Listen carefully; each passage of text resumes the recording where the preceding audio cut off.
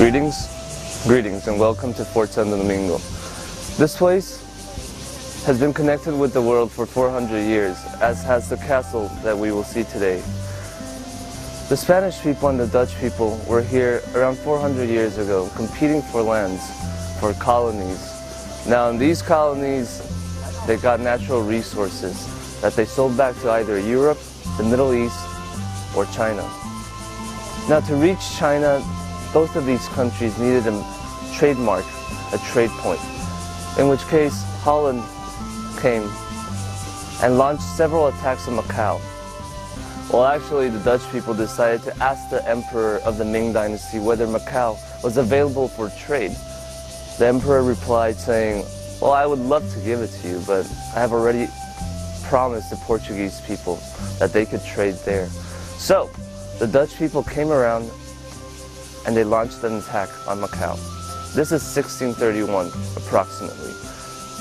Now, because the Ming Dynasty had a large contingent of soldiers over there, the Dutch were not successful in fighting them. So, they retreated. A couple years later, they came back with a bigger fleet. However, this time, the people that were against them weren't actual people. It was God himself. Now, they launched the typhoon their way. So before the Dutch troops could ever reach Macau, all their ships were destroyed. The Dutch stopped for a while. A couple years before, in 1624, a small group of Dutch tradesmen, they arrived in a place called Taiwan. Back in those days, it was called Formosa.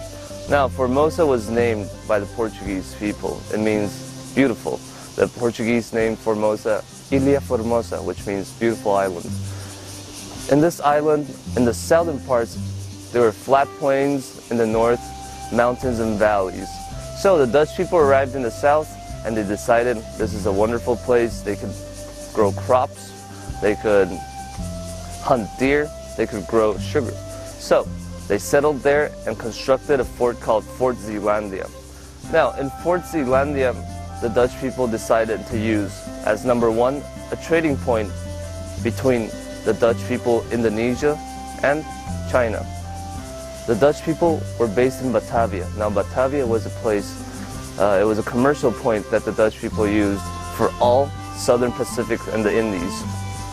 When the Dutch arrived in Taiwan, they saw the local people and they called them negritos, which means little black people, or Indians, as they thought that they were sailing to the Indias. So they got here and their first purpose was accomplished, establishing a fort, maintaining their first trade point. Second purpose, now the Dutch people, they are Christians and they were in competition with Catholic Portugal and Catholic Spain.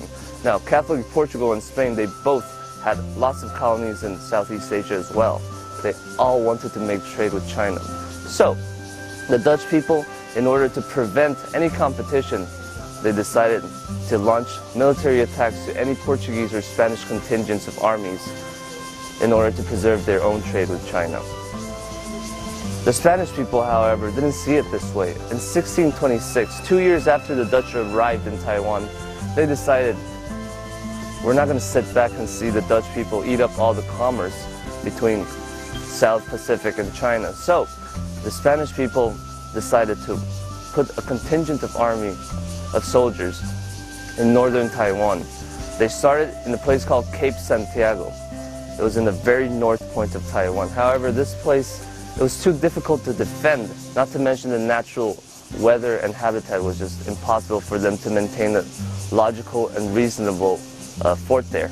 So they moved to a little gulf in Keelung and named it Santísima Trinidad. Over there they constructed their first castle in Taiwan called Fort San Salvador. In this place, they started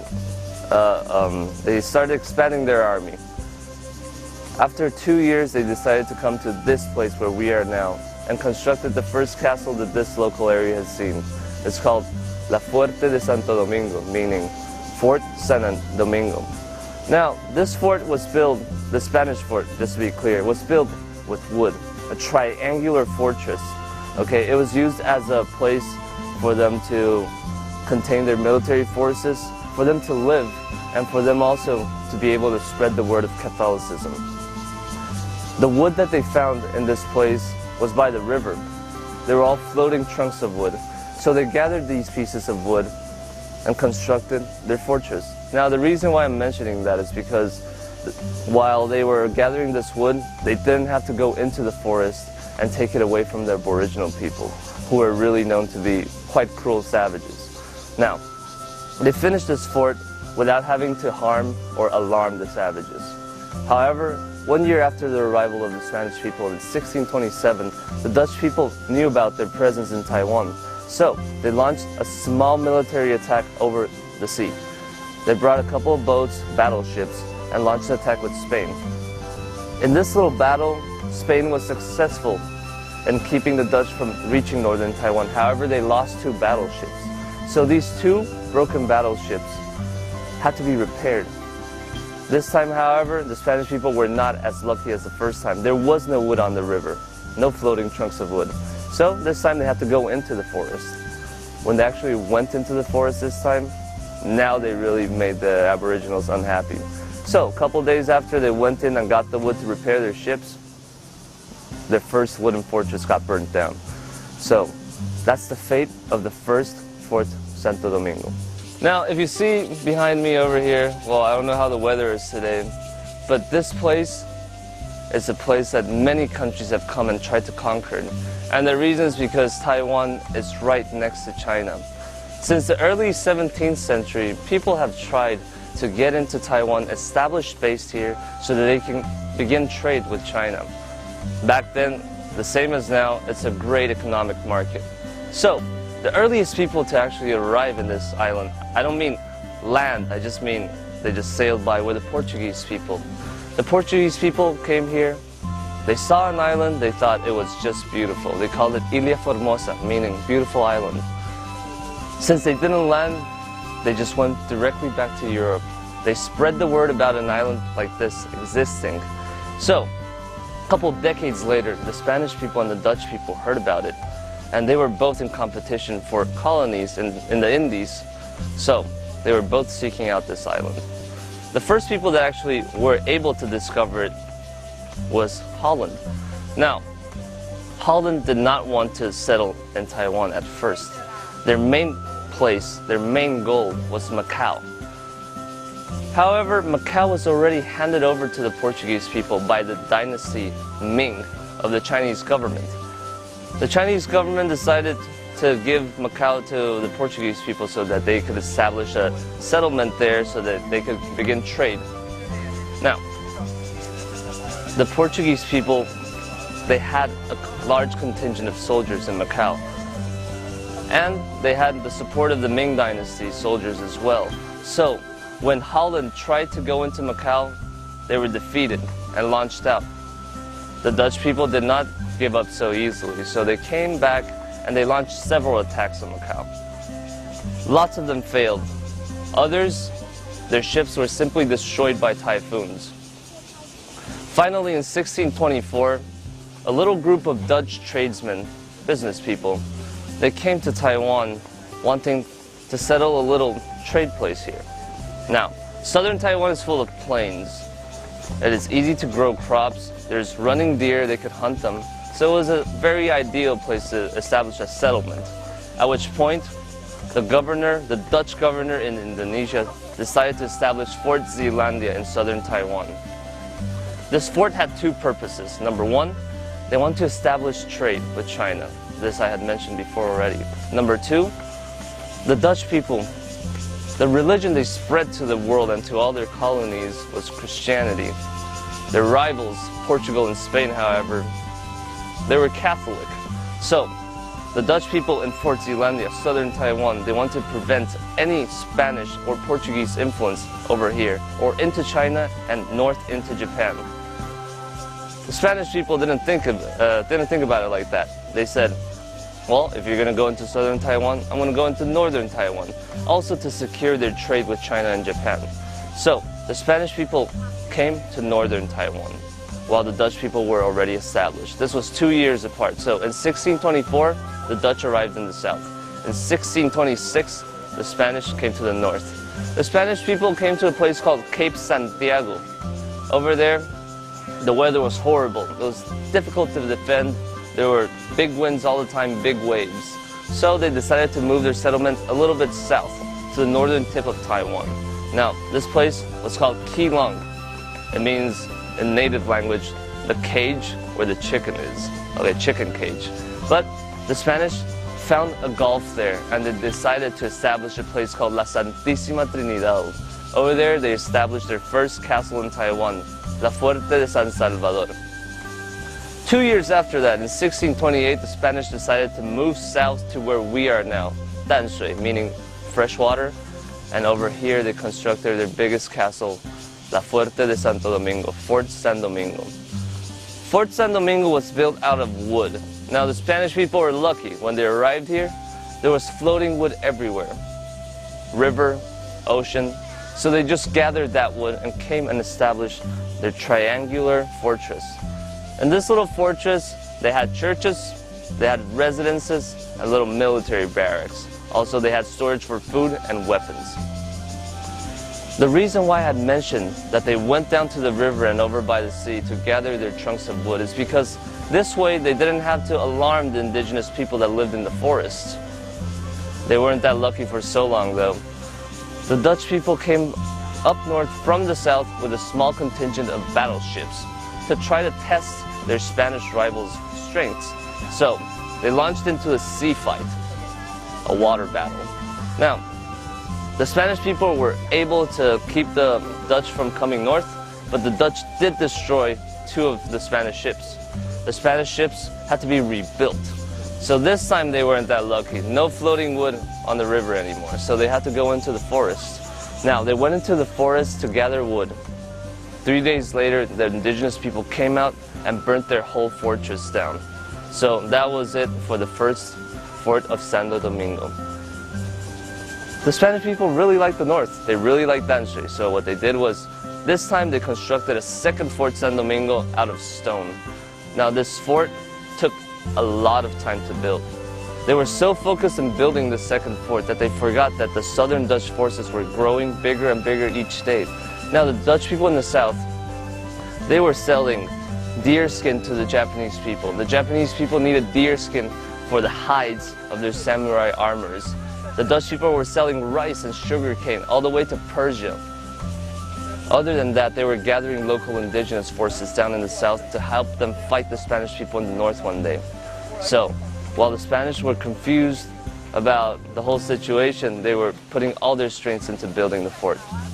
Now, finally, in 1642, the Dutch people came up north from the south with a large army and expelled the Spanish people from here forever. Now the Spanish people, they did one thing right, or maybe not. What they did was, they knew that the Dutch people were going to expel them. They decided they didn't want to give over the fortress that they had just finished, the stone Fort Santo Domingo, to the Dutch. So they decided to tear it down themselves before leaving. So regrettably, in this place, we don't have any Spanish archaeological evidence of the first wooden Fort Santo Domingo or the second stone Santo Domingo. But now here, we have a new fortress built by the Dutch people called Fort Antonio. Antonio was the viceroy of the Dutch people in Batavia. So the Dutch people have a habit of going to many places, constructing forts. Actually, this behind me is called a redoubt. It means a small fort. Okay, so forts that the Dutch people build are usually called Fort Antonio after their governor or whoever else their governor is at the time. Now, this fort is a perfect cube. Everything we see right now behind us that's painted in red was built 367 years ago by the Dutch people.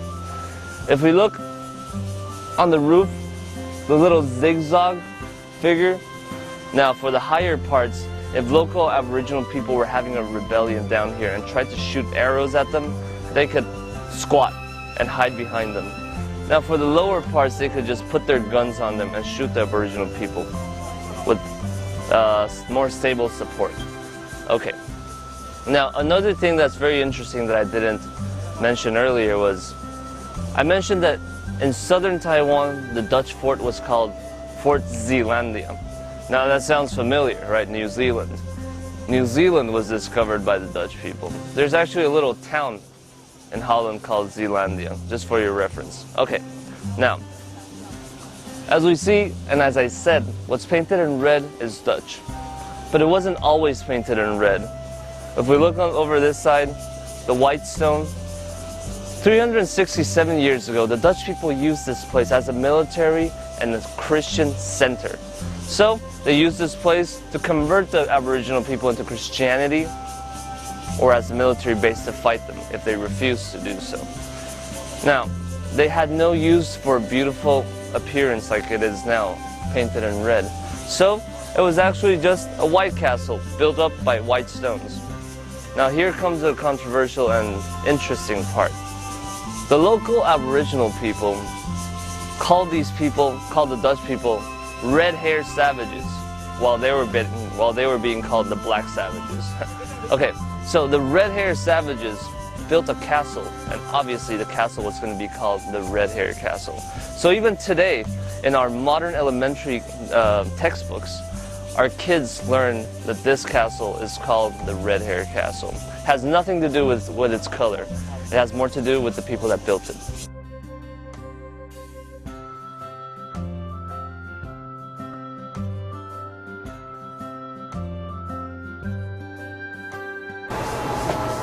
Right now we're standing in the courtyard of the British prison in the British consulate. This person would be a fake prisoner. The crimes he committed, I'm not sure. However, look at this person. He's dressed like a sailor. Usually, in our records, the people that were sent here were sailors, British sailors. Now look at him. He's 6 feet tall, 180 centimeters. The wall behind him, just twice his height. If two of them were out here, they could easily just flip out. By flipping out, I just mean flipping the wall and jumping out. Okay. These prisoners, they know it's safer inside here.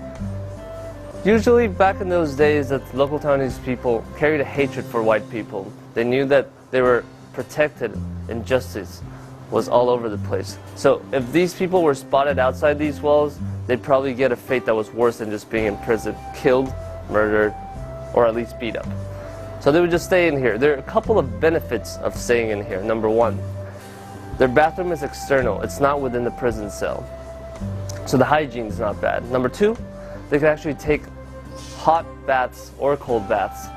It's a luxury that not even the free people outside these walls could have. Number three, there was a kitchen and a cook, a chef that would cook just for them. I'm sure the chef wasn't the best, but at least they had one. Number four, their own prison cells had beds. So it wasn't one of those cells where 50 people would just squeeze up into a little tiny space. They were pretty comfortable. Number five, they had a free boat ride back to England. As long as a commercial boat goes from Taiwan to Britain, they would just send these prisoners onto the boat with handcuffs, and then once they reach the boat and the boat departs, they would just take the handcuffs off them and they would be free. So this is their tactic. Inside, the British people constructed a brick wall to separate the cell and the outer area. The ventilation holes giving to the outside of the fortress and the inside are vast. The height of the ceiling is really tall, so the living environment and the air quality in there is good. The hygiene is good, so they wouldn't go in there, live for 3 months, and be sick because of the moldy air or the polluted air, nor would they die in 6 months of living here. This is a safe haven for all British or even Canadian or any allies of the British people in Taiwan. Behind me I have some cannons. Now these cannons are not known for their strengths, but they're very important historically here in Taiwan. Between the Ming and Qing dynasties, as I was saying, there were lots of pirates in Taiwan.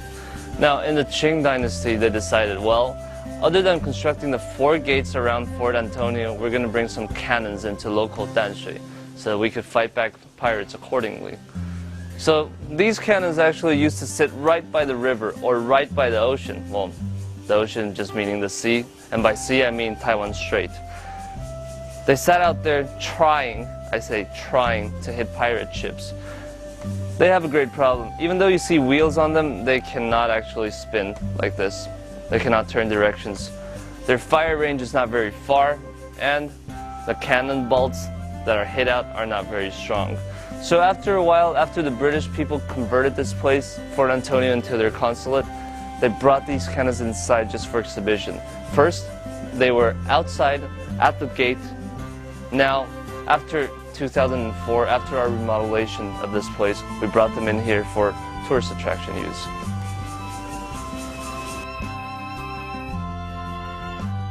In 1891, the British people decided to complete this consular residence. Now, the reason why they had to build this was because, well, the second floor of Fort Antonio was occupied for office use, and the first floor was occupied for prisoner use. So they logically had to construct a separate building for their residence. Now, there are many physical aspects we can talk about over here. Number one, all the bricks you see, either from here or from Fort Antonio, they came from a British brick factory in Xiamen, China. Now, if we look over there, the arches on the second floor are way rounder than the arches on the first floor. Why is that? Well, the reason is because on the first floor, well, we have the living room, the study, the dining room. All of them need more light than bedrooms.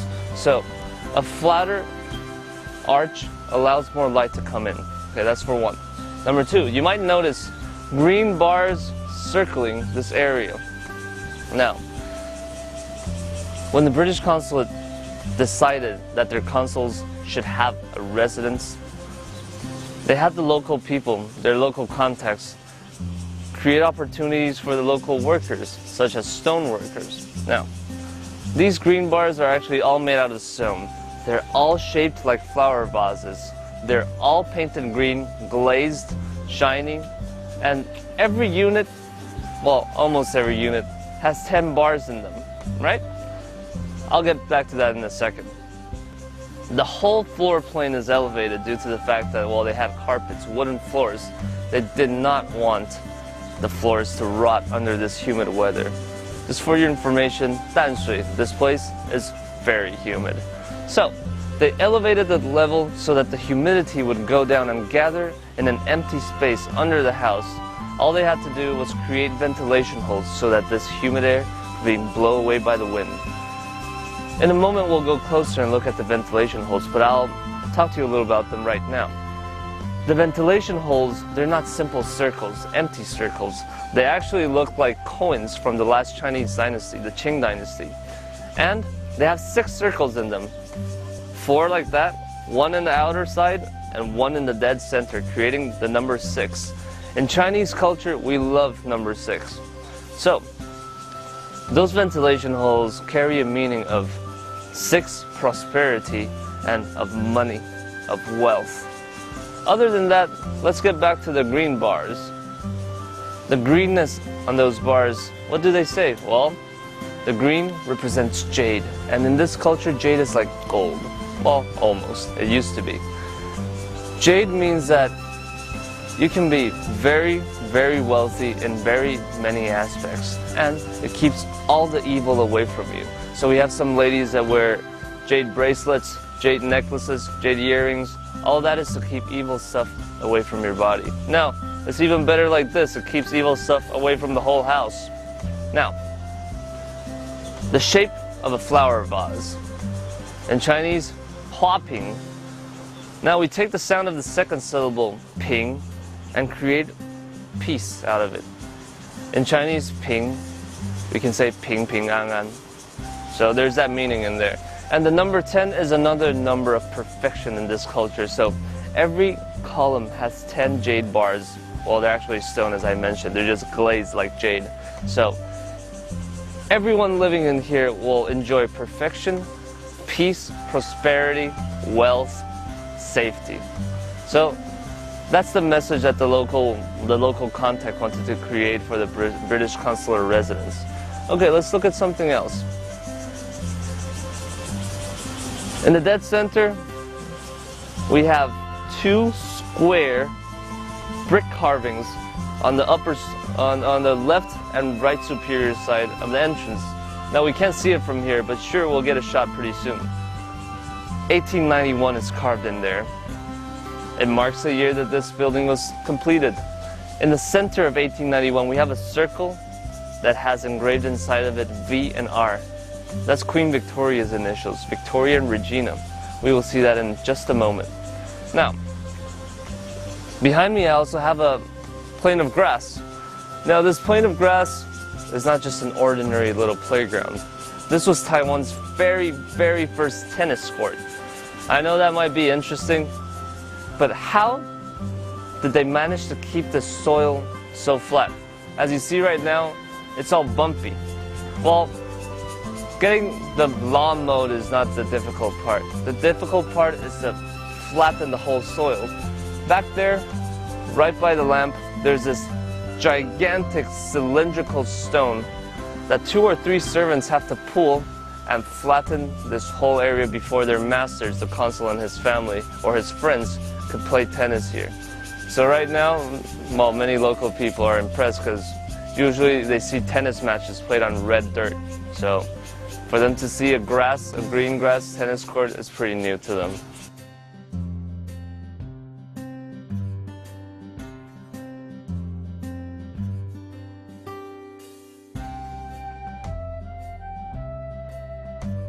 During British times, this is their consular residence. Right now I'm standing in the hallway of this residence.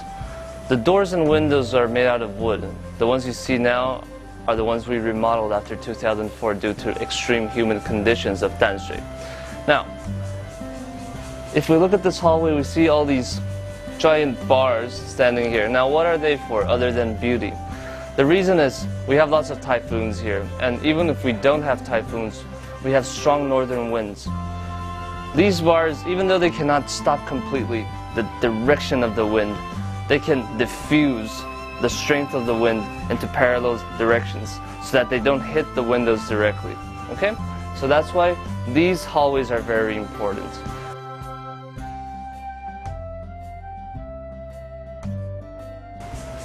The living room, we have 3 things that the British people left behind.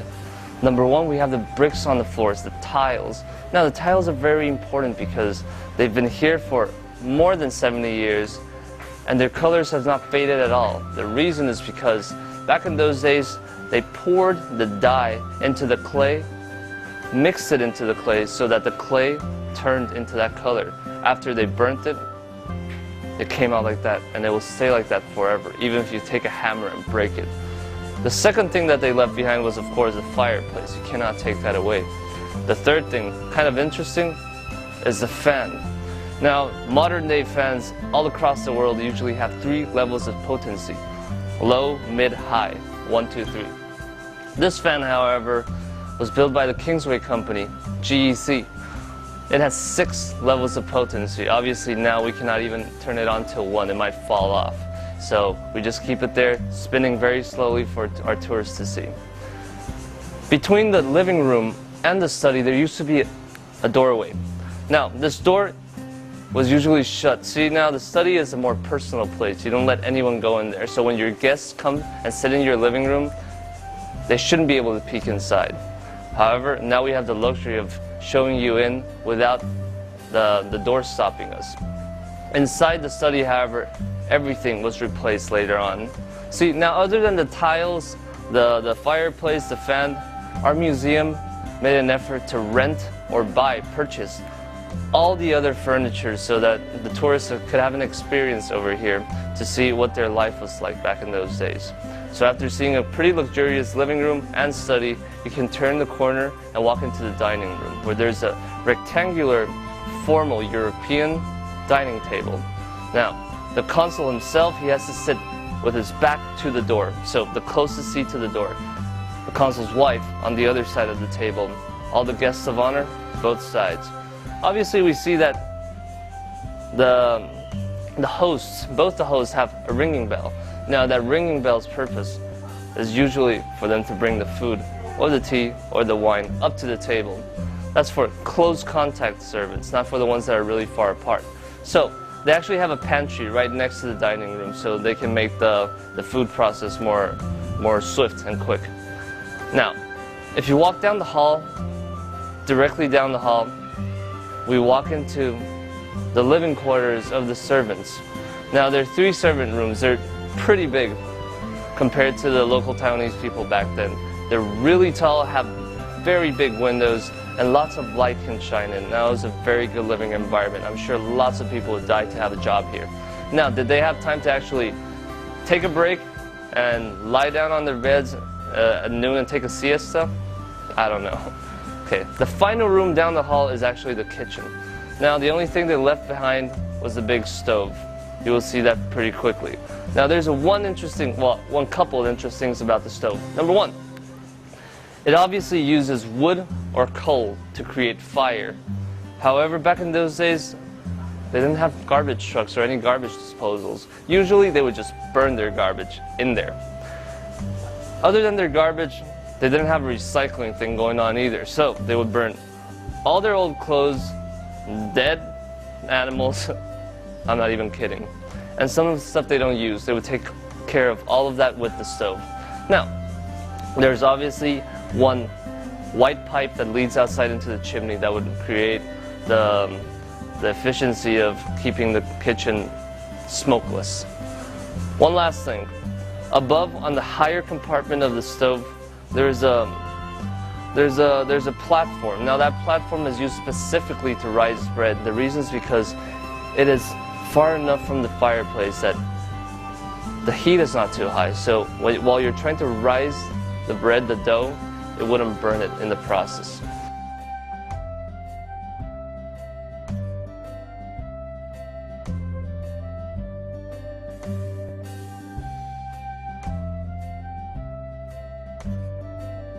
Taiwan was inhabited by indigenous people as far as 8,000 to 15,000 years ago. So all this time, until the Dutch or Spanish people came to Taiwan, none of them have ever seen any of Western countries colonize them. So it's logical that when the Spanish people and the Dutch people came to Taiwan, it was a great rebellion. During the Dutch eras, they did one more thing for history, the history of Taiwan. They created the first mass immigration of Chinese people into Taiwan. That was the first time that the Han Chinese came into Taiwan.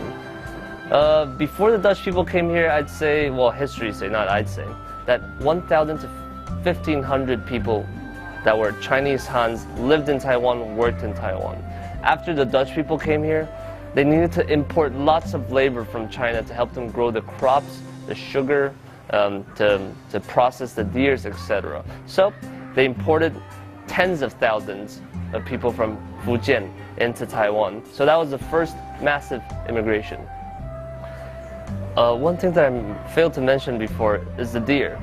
Well, the deer skin, I said, of course, was to sell to the Japanese people so that they could use it as the hide of the samurai armor. How about the meat and the horns of the deer? Well, the meat they would sell to the local Chinese Han people, and the horns they would use as medicine as well. Okay, so after the Dutch era, the Spanish era, the Koshingas era, the Qing dynasty, the British imperial consulate era, Taiwan in 1895, we walk into the Japanese colonial era. Japanese people were in Taiwan for a couple of purposes. Number 1, they needed to establish a very strong coastal Pacific defense line so that they could attack China in the future. Also, China would have been allies with the United States later on, so having Taiwan would prevent U.S. supply cargo ships or airplanes to enter China. So Taiwan, strategically, is a very important place for Japan. Now, Japan was on a mission on Second World War. Number 1, they wanted to conquer the world. So, first of all, they got Manchuria. Second, they wanted the entire work labor force of China so that China would become their factory. Well, they underestimated the people of China and the vast land. In Taiwan, though, the Japanese people love 2 kinds of trees. Number 1, Formosan cypress. It's very good wood, used for furniture, used for construction. They grow on the mountains, and most of them were taken in the Japanese colonial era. Number 2, Camphor. Now, camphor is extremely important. Camphor, we say, have 5 uses. The least of them all, local Taiwanese Han people in the past used to like to make little carvings out of the wood, I'm sorry. Now, other than carvings, sometimes we would make furniture, some replacements for broken household areas. So that's the least used part. Number 4, we would use camphor oil as a kind of essential oil to make us more spirited, to give us some more energy, sometimes used during modern day spa massages. Number 3, now this is the most commonly known one. Camphor oils create a scent that repels insects. So we create many kinds of insect repellers with camphor oil. Number 2, in the days that we did not know how to use petroleum to create plastic, we used camphor oil to create a thing called celluloid. Now celluloid, we could make X-ray films, camera films, anything that you can think about that uses plastic today could be used with celluloid. Buttons, pen caps, just everything. However, number 5, number 4, number 3, and number 2, all these uses of the camphor oil are minuscule compared to its main purpose. More than 90% of all camphor exported from Taiwan was used for one thing. Now, 2,000 years ago, when China was united by our first emperor, the Qing emperor, he decided, well, I have the world now I want to have immortality. So he started having lots of his sorcerers start to create the elixir of life, Chinese alchemy. All these people started burning things in their huge stoves, from leaves to trees to wood to stone to metals. They tried everything. They couldn't. So one genius came and he grabbed a piece of sulfur and burnt it, and it exploded. And ever since, the world knew what dynamite was. This gunpowder, I'm sorry, not dynamite, gunpowder. This gunpowder was a black powder. So all the way up to the Tang Dynasty in China, people used it as firecrackers. And then in the Song Dynasty, the following dynasty, people used it in actual warfare. But this gunpowder was nothing compared to what Noble invented hundreds of years later. Dynamite. Now dynamite, unlike gunpowder made out of sulfur, was made out of nitrate. Now this nitrate was extremely explosive and difficult to contain, very unstable. So people would usually, well, when it's in high temperature areas, when it is subjected to big, massive quakes, not earthquakes, I just mean any people that would shake them, this nitrate might explode. So actually Noble's younger brother and his father, well, his brother died, and his father lost a leg experimenting with this nitrate. So Noble, in order to solve this problem, started seeking ways that would stabilize this nitrate. Finally, they realized that camphor oil has a unique capacity of stabilizing it when you're just putting it away and maximizing its explosive powers when you shoot it out. So ever since, the Japanese people started exporting camphor oil everywhere in the world so that warlords, war manufacturers could use it to perfect their nitrate.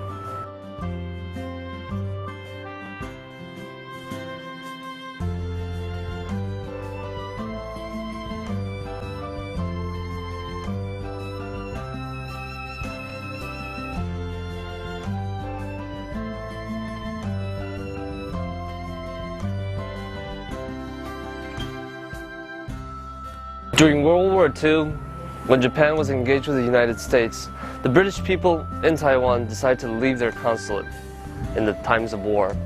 After World War II, the British people returned here and continued their commerce. However, in 1949, China's Civil War occurred. At this point, the British people decided to gather all of their furnitures inside their consulate residence and their consulate and leave Taiwan for good. They left this whole entire area to Australia. Australia was here for 3 months when they decided they were going to establish a diplomatic relationship with mainland China, and they left as well. finally leaving Taiwan in the hands of the United States. Now, the United States was very, very happy to finally have this opportunity to have this island. Reason number one, they needed Taiwan to keep an eye on the uprising China. However, there was a problem. They needed China's help to keep an eye on the already very strong Soviet. So, they established a deal with China. 6 years later, in 1980, the US left Taiwan. Finally, this whole area, this whole consulate residence and consulate came into the hands of our nationalist party, the government. We used it for tourist purposes. The reason is because starting from the British era, no local people could come in here. Finally, starting from two years ago, the museum's entrance started becoming free because Danshui belonged to Taipei County. Now we're not just Taipei County, we're New Taipei City too. So to celebrate the upgrade of cities, we opened our gates for all of our people to come and participate in the arts and histories of the local place.